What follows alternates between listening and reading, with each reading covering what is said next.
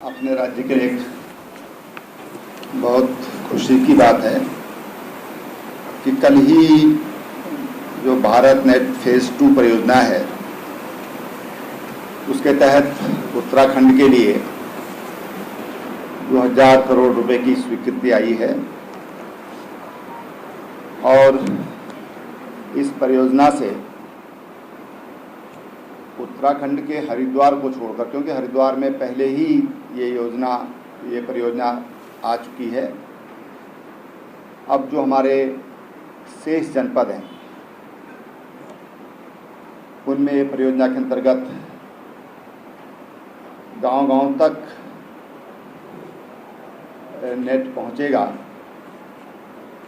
और जो बहुत ज़रूरी भी हमारी जैसे राज्य की भौगोलिक परिस्थितियां हैं, जिस तरह की विषमताएं हैं, क्लाइमेटिक कंडीशंस हैं, ऐसे में भारत नेट तमाम तरह की जो असमानताएं हैं उनको दूर करने में एक महत्वपूर्ण भूमिका निभाएगा। इस योजना के अंतर्गत जहां देश में लगभग 2.5 लाख गांवों को इंटरनेट सेवा पहुंचाई जा रही है और भारत सरकार का दूरसंचार मंत्रालय इसके अंतर्गत यूनिवर्सल सर्विसेज ऑब्लिगेशन फंड के द्वारा यह परियोजना वित्त पोषित है तथा ब्रॉडबैंड नेटवर्क लिमिटेड द्वारा इसको 2 चरणों में क्रियान्वित किया जा रहा है। उत्तराखंड में भारत नेट का ये फेज 1 परियोजना का कार्य ये BBNL द्वारा स्वयं विभिन्न संस्थाओं जैसे BSNL व अन्य कंपनियों के माध्यम से कराया जा रहा है। जो पहला चरण है, जैसा मैंने बताया कि इसमें 1865 ग्राम पंचायतों को जोड़ा जाना है। फेज़ 2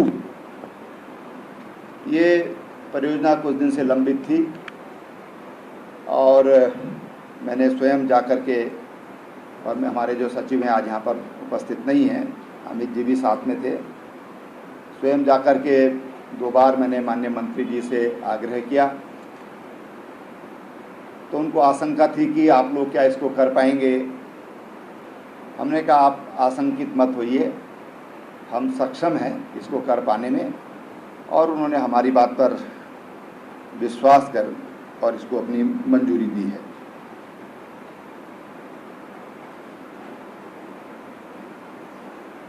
इसमें ये स्टेट मॉडल होगा ये, और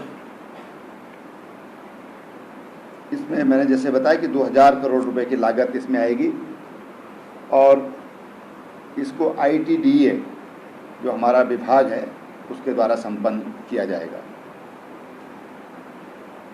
इसमें हरिद्वार जनपद के तो मैंने बताया कि पूर्व में ये योजना यहाँ पर लागू हो चुकी है, संपन्न हो चुका है इस परियोजना का कार्य यहाँ पर, और अब 5991 ग्राम पंचायतों में उत्तराखंड की लगभग 7500 गांव सभाएं यहाँ पर हैं। उनमें से 5991 गांव पंचायतों में इसे पहुंचाया जाएगा और साथ ही जो हमारी दूर संचार की सेवाएं हैं उनको भी दुरुस्त किया जाएगा। इससे जो राज्य की सभी गांव सभाएं हैं, गांव पंचायतें हैं, उन तक इंटरनेट का विकास होगा और मैं समझता हूं कि इससे एक नई संचार क्रांति राज्य में आएगी। भारत नेट 2.0 परियोजना के उपरांत राज्य में ई-गवर्नेंस, जैसा कि हमारा विशेष ध्यान है इस ओर।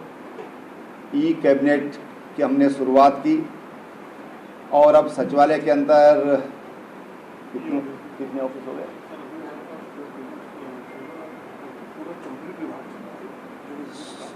16 विभाग हमारे अभी सचिवालय के अंदर भी ई ऑफिस हो चुके हैं और अन्य में भी ये काम चल रहा है। तो हमारी कोशिश है कि पहले ई मंत्रिमंडल, फिर ई ऑफिस सचिवालय के अंदर ये हमारे हो जाएंगे।